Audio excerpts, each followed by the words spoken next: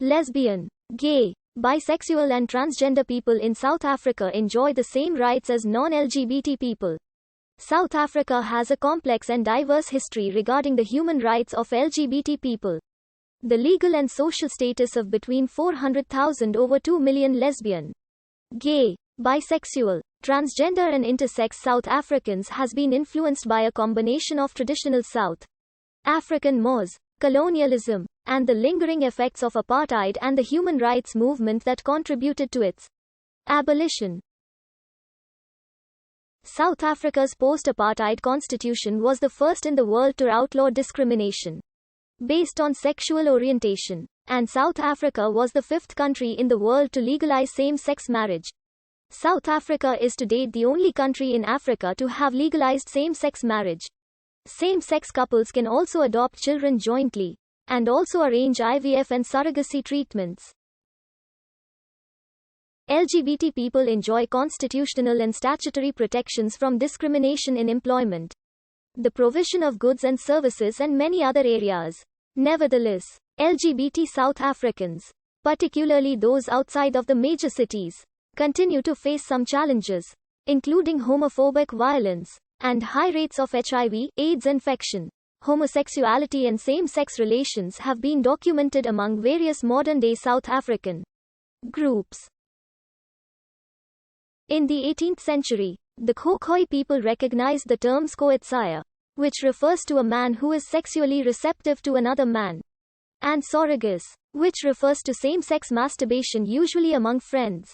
Anal intercourse and sexual relations between women also occurred, though more rarely. The Bantu peoples, most notably the Zulu, Basotho, Mpondo and Songa people, had a tradition of young men. In addition, they were not allowed to grow beards, and sometimes they were not allowed to ejaculate. Upon reaching manhood, the relationship would be dissolved, and the boy-wife could take an inco chain of his own if he so desired. These relationships, also known as mine marriages, as they were common among miners, continued well into the 1950s. They are usually discussed as homosexual relationships, though sometimes the boy-wives are discussed in the context of transgender experiences. Other Bantu peoples, including the Shona people, and the Ndebele people, had traditions of acceptance or indifference towards same-sex sexual acts. Effeminate men in Ndebele society would often become healers and spiritual leaders. In these societies, homosexuality was not viewed as an antithesis to heterosexuality. There was widespread liberty to engage in sexual activity with both men and women. In Isiangikumo, the term Skasana refers to effeminate gay men or transgender people who have sexual relations with men, and Injonga refers to masculine gay men.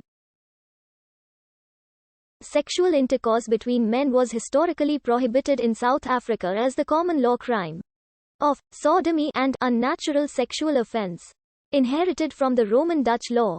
A 1969 amendment to the Immorality Act prohibited men from engaging in any erotic conduct when there were more than two people present.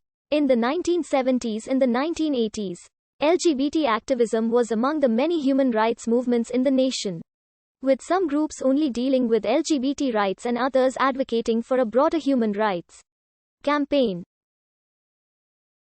In 1994, male same-sex conduct was legalized, female same-sex conduct never having been illegal.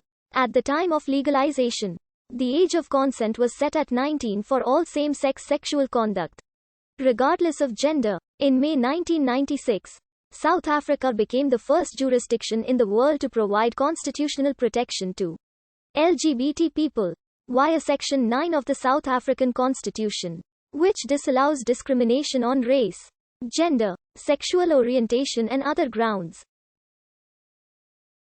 Since the 16th of December 2007, all discriminatory provisions have been formally repealed.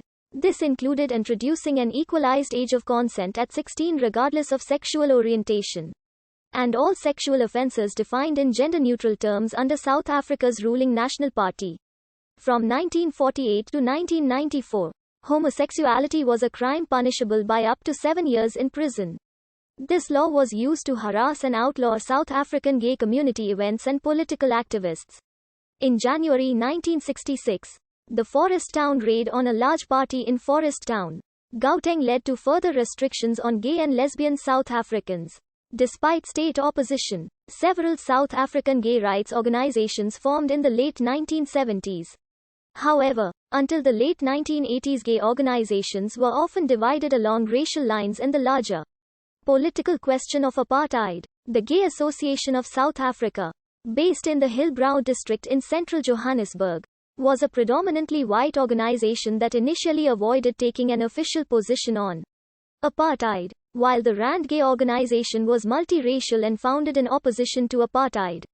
Hubert du Plessis, one of the most prominent South African composers of the